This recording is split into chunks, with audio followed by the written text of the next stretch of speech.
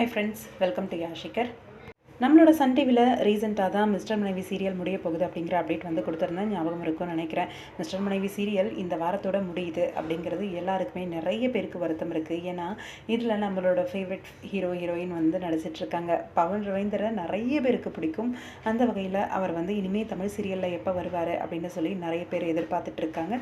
ரீசெண்டாக அவரோட இன்ஸ்டாகிராம் பேஜில் வந்து ஒரு பிரபலத்தோடு சேர்ந்து ஒரு பிக் எடுத்து போஸ்ட் பண்ணிருந்தார். வித் த ட்ரெண்டிங் ஸ்ரீலீலா அப்படின்னு சொல்லி போஸ்ட் பண்ணியிருந்தார். ஷூட்டிங் லொக்கேஷன் மாதிரி தான் இருக்குது அது பார்க்குறதுக்கு.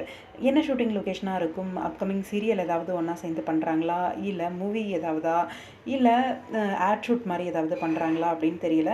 எனக்கு தெரிஞ்ச வரைக்கும் ஆட் ஷூட்டாக இருக்கிறதுக்கு வாய்ப்பு அதிகமாக இருக்குது.